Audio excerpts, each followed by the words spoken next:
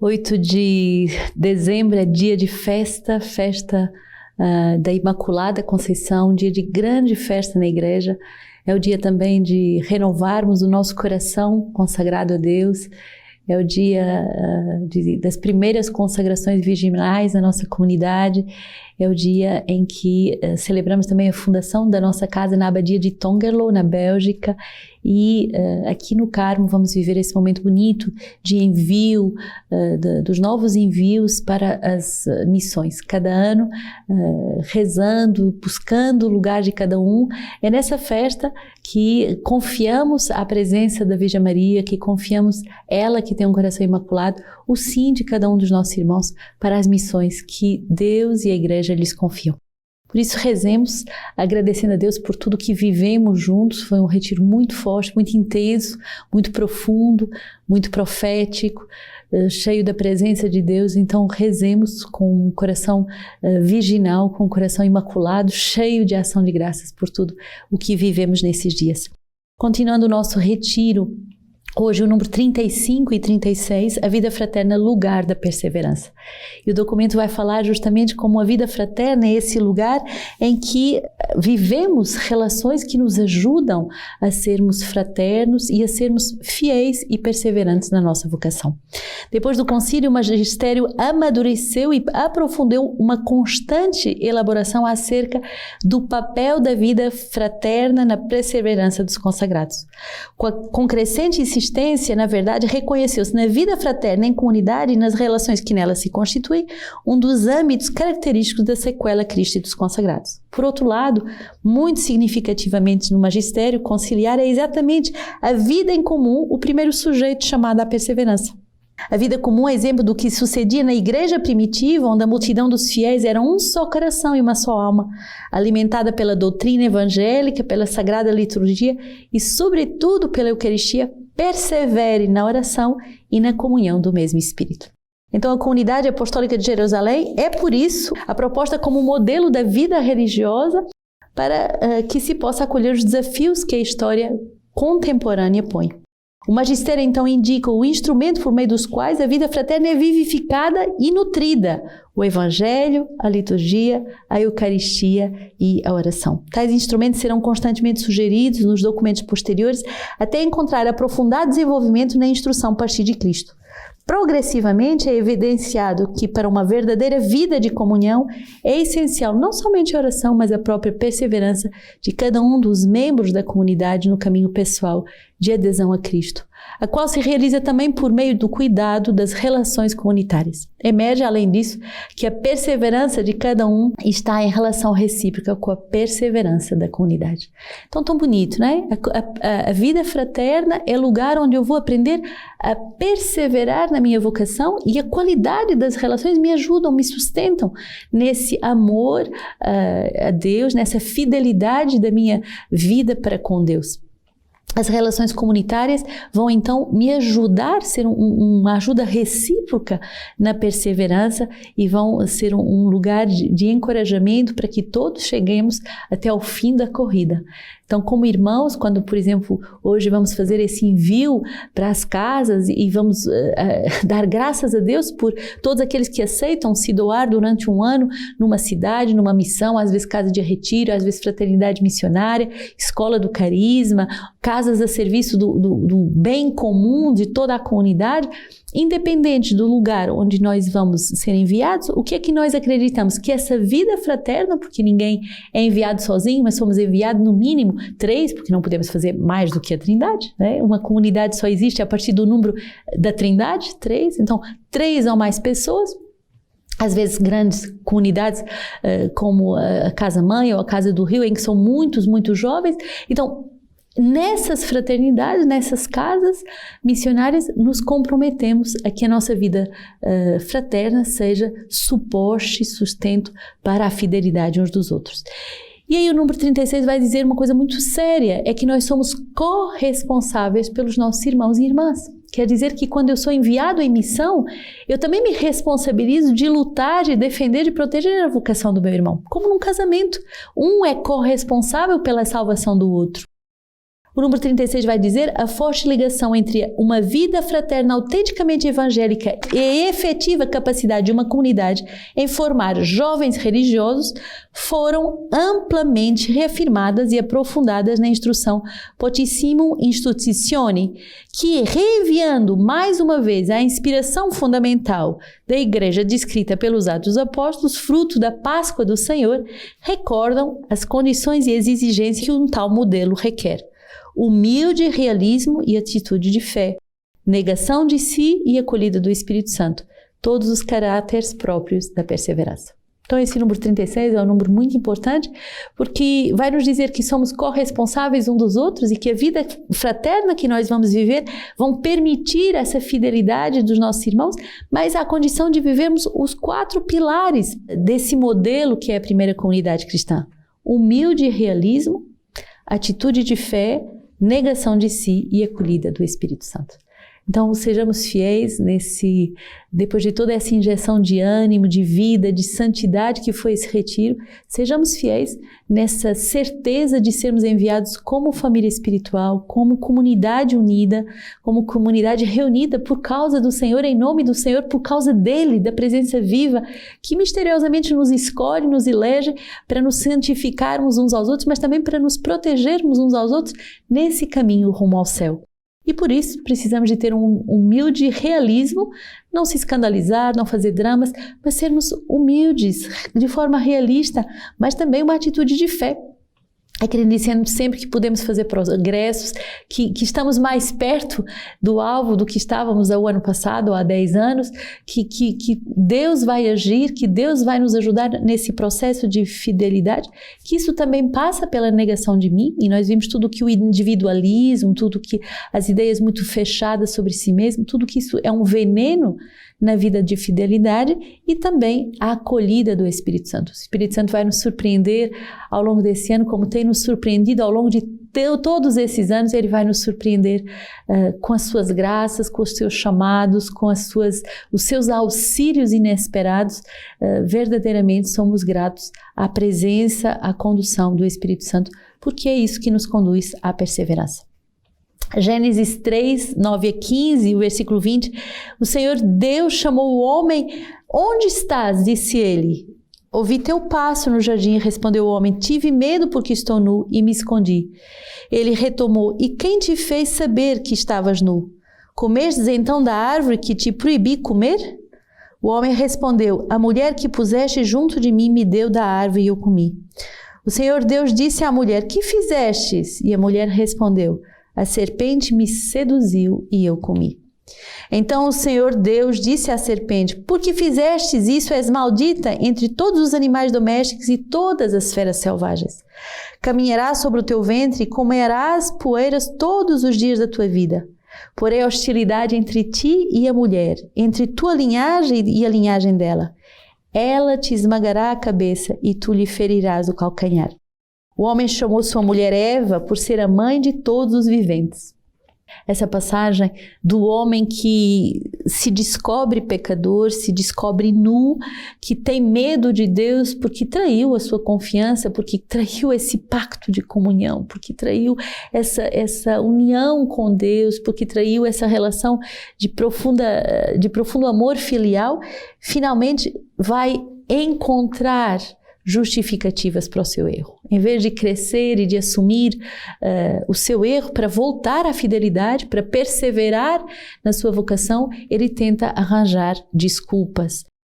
É um dos sinais de maior imaturidade, é a pessoa que não aceita o seu erro e que está sempre culpando. É culpa do outro, é culpa da comunidade, é culpa da igreja, é culpa da política, é culpa do mundo. Irmãos, um santo em uma geração muda toda a face da terra. Então, uma comunidade santa pode fazer muito bem a um país, a vários países. Um santo no meio de nós pode mudar uma casa, pode mudar uma cidade. Peçamos essa graça de que quando nos sentimos nus, quando nos sentimos pequenos, quando nos sentimos vulneráveis, voltemos de todo o coração a esse boa humildade de reconhecer a minha pequenez, o meu erro, a minha fragilidade. E a Virgem Maria vem nos ajudar nesse processo de destruir, de esmagar a cabeça da serpente que nos acusa noite e dia e finalmente faz-nos acusar os nossos irmãos. Finalmente a serpente não só me acusa, mas faz com que eu acuse os outros e destrói a minha vida. A Virgem Maria vem nessa festa esmagar a cabeça da serpente. Salmo 97, cantai ao Senhor um cântico novo, pois Ele fez maravilhas e a sua direita salvou o seu braço santo. O Senhor fez conhecer a sua salvação, revelou sua justiça aos olhos das nações, lembrou-se do seu amor e fidelidade e em favor da casa de Israel. Os confins da terra contemplaram a salvação do nosso Deus. Aclamai ao Senhor, terra inteira, dai gritos de alegria. O Senhor, Ele se lembra do seu amor e da sua fidelidade e Ele quer, nessa festa da Imaculada Conceição, nos lembrar a nós também do seu amor e da sua fidelidade, para que nós aprendamos a amar com fidelidade. Não posso dizer que amo a Deus se sou infiel, se não quero, se ponho em causa o tempo todo os meus engajamentos, se sou inconstante. Não, aprendamos a amar com o coração de Deus, com a qualidade divina, com fidelidade. Efésios 1, 3 a 6, 11 a 12, bendito seja o Deus e Pai de nosso Senhor Jesus Cristo, que nos abençoou com toda a sorte de bênçãos espirituais, nos céus em Cristo. Nele, Ele nos escolheu antes da fundação do mundo para sermos santos e irrepreensíveis diante dEle no amor. Ele nos predestinou para sermos seus filhos adotivos por Jesus Cristo, conforme o beneplácito da sua vontade, para louvor e glória da sua graça, com a qual Ele nos agraciou no amado. Nele, predestinados pelo propósito daquele que tudo opera segundo o conselho da sua vontade, fomos feitos sua herança, a fim de servirmos para o seu louvor e glória, nós os que antes esperávamos em Cristo. Somos eleitos, somos escolhidos, somos feitos sua herança. O Senhor quer fazer de nós um povo santo, um povo irrepreensível, um povo de filhos adotivos que conhecem a sua vontade, que conhecem o seu querer de amor sobre as nossas vidas e por isso que se decidem a viver como herdeiros do Rei, que se decidem a viver como herdeiros de um carisma, que se decidem a viver como herdeiros da igreja, da liturgia, da beleza da igreja, da patrística, dos tantos santos, do equilíbrio do magistério, da beleza da doutrina. Tudo isso nos é ensinado e nos é dado como herança. E nós somos arautos desses grandes tesouros. Lucas 1, 26 a 38. No 6º mês, o anjo Gabriel foi enviado por Deus a uma cidade da Galileia chamada Nazaré, a uma virgem desposada com um varão chamado José, na casa de Davi. E o nome da virgem era Maria. Entretanto, onde ela estava, disse-lhe: Alegra-te, cheia de graça, o Senhor está contigo. Ela ficou intrigada com estas palavras e pôs-se a pensar qual seria o significado da saudação. O anjo, porém, acrescentou: Não temas, Maria, encontrastes graça junto de Deus. Eis que conceberás no teu seio e darás à luz um filho, e tu o chamarás com o nome de Jesus. Ele será grande, será chamado Filho do Altíssimo, e o Senhor Deus lhe dará o trono de Davi, seu pai. Ele reinará na casa de Jacó para sempre, e o seu reinado não terá fim. Maria, porém, disse ao anjo: Como é que vai ser isso se eu não conheço homem algum? O anjo lhe respondeu: O Espírito Santo virá sobre ti e o poder do Altíssimo vai te cobrir com a sua sombra. Por isso, o santo que nascer será chamado Filho de Deus. Também Isabel, tua parenta, concebeu um filho na velhice e este é o 6º mês daquela que chamavam de estéril. Para Deus, com efeito, nada é impossível. Disse então Maria: Eu sou a serva do Senhor. Faça-se em mim segundo a tua palavra. E o anjo a deixou. Esse testamento de Lucas 1 é para nós uma grande certeza de que quando Deus chama, quando Deus elege, como Ele fez com essa virgem, Ele cobre-nos com a sua sombra, Ele nos envolve com os seus dons, Ele nos envia os seus carismas e Ele nos dá o carisma fundador, o carisma da comunidade, o carisma da família espiritual ao qual nós pertencemos. E Ele só pede de nós esse coração imaculado da Virgem Maria que diz: faça-se, eu sou a tua serva. Faça-se segundo a tua palavra. A confiança inabalável na palavra de Deus, a confiança no poder da palavra que revirginiza o meu coração, que me torna imaculado, é um coração virgem, é um coração que quer renovar o meu coração e o seu. Essa solenidade da Imaculada Conceição foi sempre reconhecida na Igreja de Cristo, muito antiga. Muitos doutores e padres da Igreja Oriental já expunham essa expressão da Virgem Maria como essa cheia da graça, lírio da inocência, mais pura do que os anjos. Mas foi em 1304, com Bento XI, que na Universidade de Paris ele reúne vários teólogos e o franciscano John Duns Scott, que solucionou a dificuldade em mostrar que era sumamente conveniente que Deus preservasse Maria do pecado original, pois a Santíssima Virgem era destinada a ser mãe do seu filho. E isso era possível graças à onipotência de Deus. Portanto, Deus de fato a preservou, antecipando os frutos da redenção. Quer dizer que a Virgem Maria, porque seria mãe de Deus, mãe do Redentor, ela teve uma antecipação dos méritos da cruz e ela foi preservada do pecado original. A doutrina da Imaculada Conceição se espalha e é a própria Virgem Maria que vai aparecer a Santa Catarina Labouré, em 1830, quando lhe pede que cunhasse a medalha milagrosa, dizendo justamente: eu sou a Imaculada Conceição, com esse refrão: ó Maria concebida sem pecado, rogai por nós que recorremos a vós. Eu sou a Imaculada Conceição, ela repete nessa aparição de Lourdes. Então devemos à França também essas duas aparições da Virgem Maria para nos dizer que devemos ter um coração imaculado, um coração virgem, um coração sem ideia do mal. Santo Anselmo, bispo que canta as maravilhas da Virgem Maria, no século XII, ele vai nos dizer: estávamos oprimidos e desfigurados pelo mau uso que se faziam das coisas, como idólatras, e de todas as coisas que não haviam sido criadas. Agora, porém, como que ressuscitadas, alegram-se, porque são governadas pelo poder e embelezadas pelo uso dos que louvam a Deus. Ó mulher cheia e mais cheia da graça, o transbordamento da tua plenitude faz renascer toda a criatura. Bonito.